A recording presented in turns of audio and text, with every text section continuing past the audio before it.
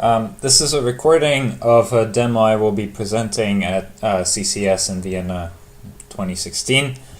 Hi, I'm Nikolai, a graduate student at Boston University, and this is joint work done with Malte Schwarzkopf, Andrei Lapetz, Mayank Varia, and Azar Bistavros. Great. So in this demo I will show you a prototype system we've built that facilitates the integration of MPC into big data workflows. Let's start with a quick primer on MPC, short for multi-party computation. So at a very high level, MPC allows multiple parties to share their private input data with each other in a special encrypted form, compute over the encrypted data, and only reveal the result of the computation at the end. In particular, the parties' private inputs remain private. So this is a very cool, exciting crypto tool, but unfortunately MPC has not seen adoption in big data analytics yet, and we see two main roadblocks there. The first roadblock is that developing an MPC in an MPC framework requires a lot of expertise that data analysts, software engineers that know Hadoop, and in general, people doing big data analytics don't have. So analysts most likely don't even know that MPC exists. The second roadblock is that, very significant roadblock, is that MPC frameworks do not scale to large amounts of data for various reasons. Example is that many basic operations such as sorting or even just array lookup have worse runtime complexities when done under MPC than their in the open counterparts. Fortunately, our solution remedies both these issues. Before I dive into the demo, here's the key observation that drove this entire project. It is that there are a lot of very interesting, very useful workflows out there where most of the heavy-duty data processing can actually be done by the parties locally on their own data using scalable processing engines such as Hadoop, Spark, etc. that they already have set up. And MPC is only required for a small aggregate computation on intermediate data. So with that observation in mind, here are the main contributions of our system. Okay, so our first main contribution is a high-level SQL-like domain-specific language that allows a data analyst to specify the workflow at hand. Consists of the usual relational operators, so it should look very familiar to data analysts. And on the other hand, notice that there's no mention of MPC anywhere here, so the data analyst doesn't actually need to worry about the fact that there's going to be MPC happening under the hood, or what particular backends the companies that will be executing this workflow have available to them. Our second contribution is taking a workflow and automatically minimizing the amount of work that needs to happen in MPC. I will go into more detail there later. And our third main contribution is compiling these workflows down to jobs that are actually executable in the participating parties' available backends. Great. So let me dive right into an example use case of how our system could be leveraged in practice. So we envision a scenario where we have several competing privately held taxi companies in New York City, and each of these companies have records of how much income they've generated per trip they've serviced. Further, our companies already each have a Hadoop cluster set up that they use to run their own data analytics on. Now our companies want to run a joint computation. together on their private data.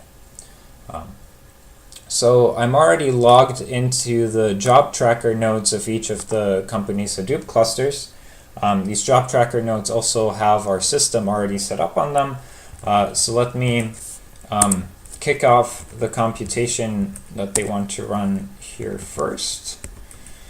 And while it runs, I'll explain to you what the computation is and how our system works in more detail. Okay, great. As I've mentioned, we have our taxi companies here, and now suppose that there is an external regulator who wants to determine how concentrated the transportation service market in New York City is. So is a taxi company monopolizing the market? Is there a strong monopoly in it? Is it less monopolistic? Basically, our regulator wants to determine market concentration. Fortunately, in the world of economics, there is a metric that tells us exactly that. It's called the Herfindahl Index, HHI for short.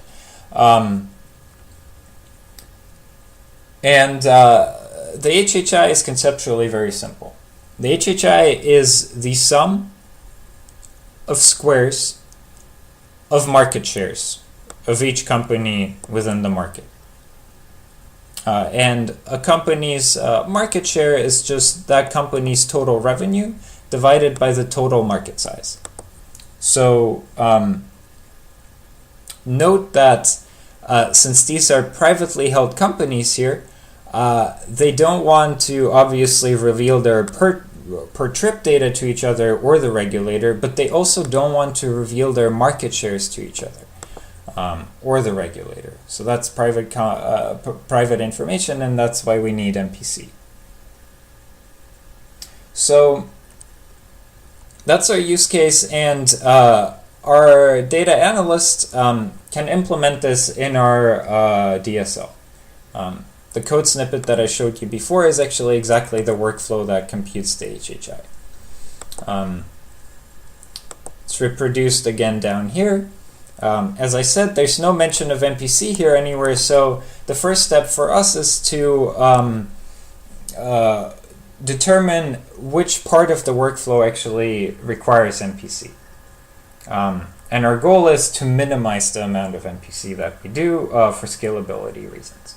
So the way that our compiler does this is it first translates the workflow into a directed acyclic graph of relational operators.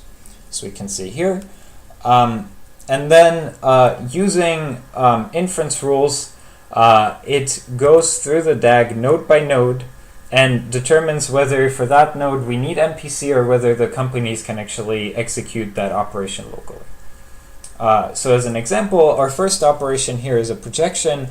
Projection, notice, doesn't require any cross-company aggregation. There's not going to be data crossing company boundaries, so the companies can certainly do that projection locally. We move on to the next operation, which is an aggregation. Here there will be cross-company, or might be cross-company aggregation. So what we do is, instead of immediately doing that whole thing in MPC, we split that aggregation into two operations. One is a local aggregation that the companies can still do locally, and then we have a second follow-up aggregation that needs to happen in MPC to aggregate the intermediate results across the companies. We go on and further step through the DAG,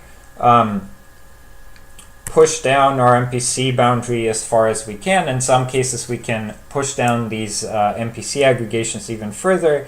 In some cases we can't, in which case we propagate the fact that we are now executing an MPC all the way down to the end of the DAG. So what that gives us is basically a partition DAG where all the white nodes will be executed locally by the companies, and the green nodes require MPC.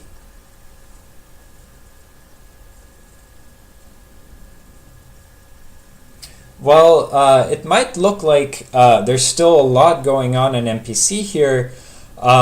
Notice that this first aggregation here, which is actually the aggregation that for each company adds up the trip data to the total revenue for that company, that is where the big data analytics happens. That's where the big data crunching happens. After that, the data size is vastly reduced. So our DAG should actually look more like this if we make the nodes more proportional to the amount of data that is being processed.